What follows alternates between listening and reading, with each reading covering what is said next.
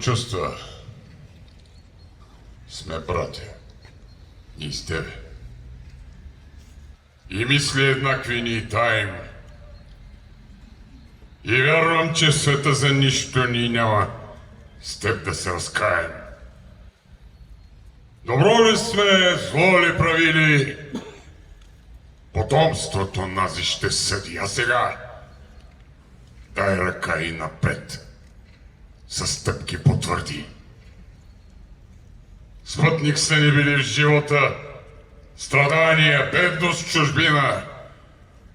Но тях сме ни братски делили и пак ще ви делим два мина. Ще делим ни хорски укори. Ще търпим и присмех глупешки. Ще търпим, но няма да трепнем пред никакви мъки човешки. И глава ни няма да сложим пред страсти и светски кумири. Сърцата си вече казахме с печалните наши две лири. Напред сега, с чувства и с мисли. Последната дялба да делим, да изпълним дума заветна на смърт, братко. На смърт да вървим. Честит рожден ден, поете. Честит рожден ден, войвода. Годините нямат значение. Ех, поете. На днешния ден преди 178 години даскал Ботьо Петков ще да е бил най-щастливият човек на света. Щом той неблизващия вино и ракия се е преврал дома си с понаправена глава, както пише летописеца Захари Стоянов. Захари послъгва малко, но не и си. Душата на Даскала е празнувала. Душата на баща ти е търсила Бога и му е благодаряла. Донесе ли радост и гордост на достопочтения си баща, войвода? Успя ли да хвърлиш поне шепа пръст на гроба му? Сигурно е тел надежди, криле планове за теб и за продължението на рода и кръвта си. Добър и благочестив, силни беше. Не ми отговаряй. Отговорите биха били глупави. Какъвто всъщност е и въпрос. Аз. Нисшият духом мога да се задавам такива въпроси и съм длъжен да си отговоря. Но ти отговаряй за нещо по-голямо. Ти отговаряй защо аз съм такъв. Защо ние сме такива. След като те е имало, продължаваме да държим робството в душите си. Защо не освободим мислите си, поете, след като ти, роден роб, успя? Отговаряй! Отговори ми. Преди много години. А вие сте идиоти. Написа ти. Войводо, знам всяка буква, що си написал. Познавам лицето ти като своето. Коленичил съм неведнъж пред подвига и прозрението ти. Аз застаряващия вече мъж търся опора и отеха в теб, 27 годишното момче. Търся отговори, поете. А намирам само един. Вие сте идиоти. Сигурно наистина сме такива. След тези грамогласно изпяти 24 песни, взривили мисълта и чувствата на предците ни, ние не хаем. Ние бездушно ги сричаме или горделиво ги предлагаме на света, без да сме ги направили част от същността си. Няма как да търся разум от теб. На разум ме учат годините. От теб искам свещената ти лудост, войводо. Онази, която те захвърли на Радецки и която ти заповяда да поемеш с челото си куршума на Йолковица. Онази свещена лудост, която взри оковите и ги превърна в венци за свобода. Искам пиянството ти с онази кървава напивка, която владява чувствата и разума и ги превръща в мечти. Искам духът ти да витае вечно над земята на България, за да имаме шанса, поне шанса, някой ден да бъдем истински българи. Честит рожден ден, войводо! Да живее България!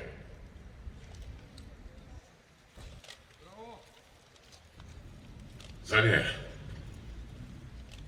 за нашата България, за Ботевата България. Думи на господин Радостин Танев. Днес отбелязваме рождението на Христо Ботев. Поетът-революционер, чието думи и дела се сляха в едно, за да станат безсмъртни. Роден през 1848 година в Калофер, във време на робство, неговата цел е духовно израстване. Израснал с непоколебимост към неправдите и с безгранична любов към България. При него няма поза. Защото той не пише за да бъде харесан, а за да бъде чут. Той не тръгва към Балкана, за да стане герой, а защото вярва, че думите без дела се изпразват. В поезията му няма примиримост. В живота му няма дела просто така. Защото, извинявайте, вълнувам се, защото наистина Ботев е човек, който е оставил много за нашата държава и човек, от който ние трябва да знаем, че бъдещето ни зависи от това, което той казва. Защото свободата не е даденост. Защото тя е ежедневен избор. Защото ние трябва да бъдем отговорни към това, което Ботев не остави. Поклон пред поета.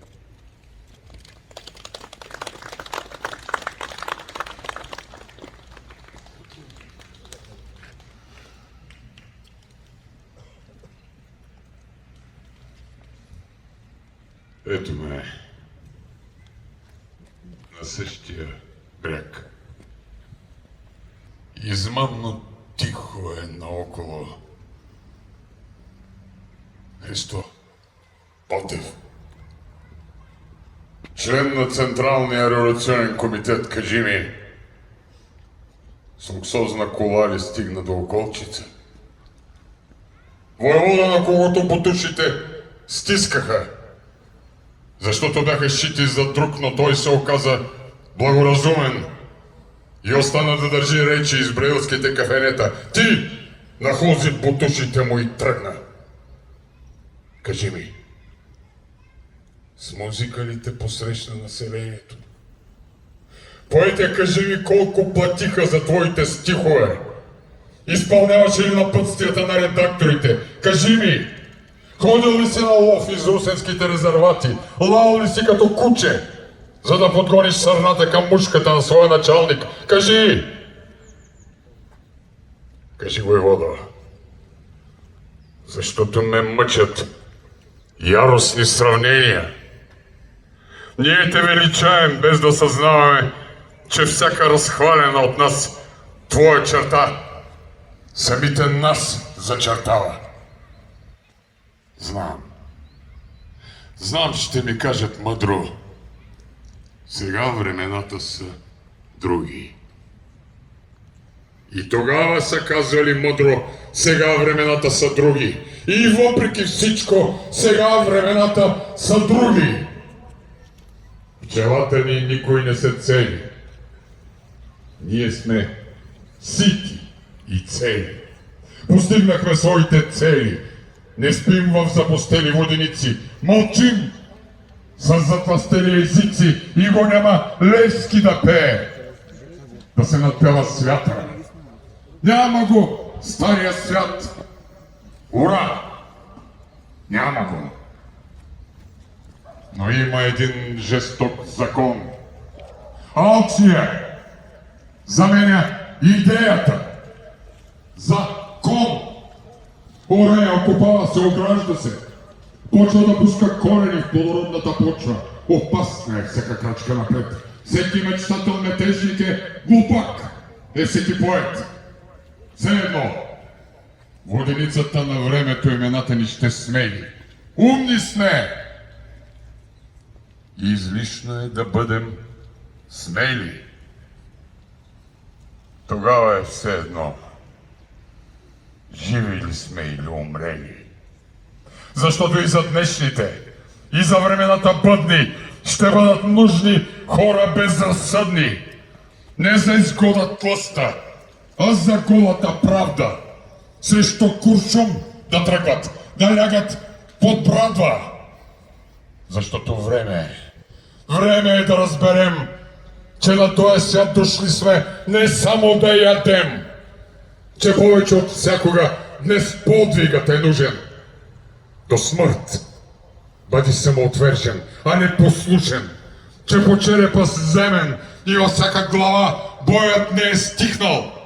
Рано е за тържества, че не по кръстовищата. В душите са разпятията и бягство е люта, предателство, апатията. И свободата на епохата наша, всеки му два избора сочи. 30 сребърника или околчица. Да живее България!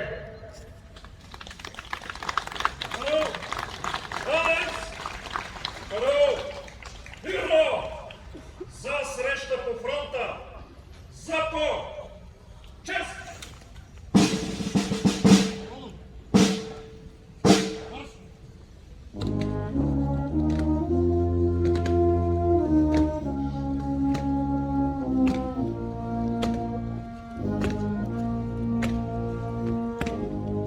Пред великия поет и революционер Христо Ботев, пред паметта на войводата Хаджи Димитър Асенов, венци на признателност от община Стара Загора.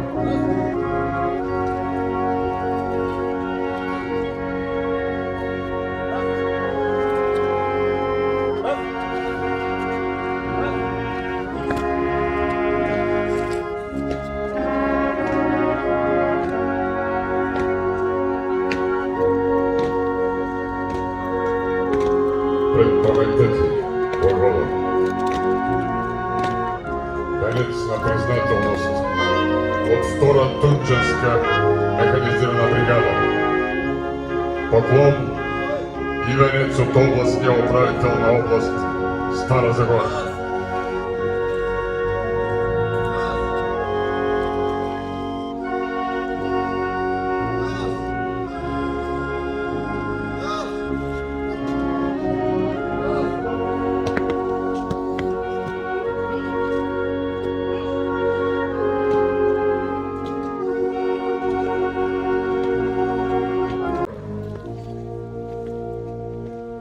Той Раз. Раз.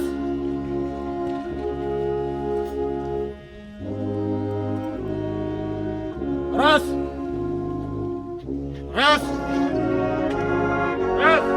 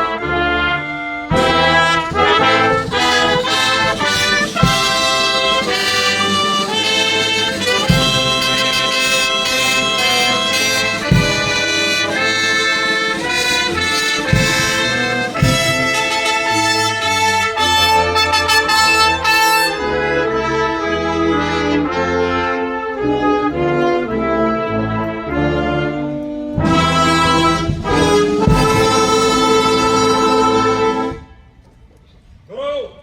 Наре! Мък! Сега на представителност политически партии, обществени организации, и признателното търговско гражданство.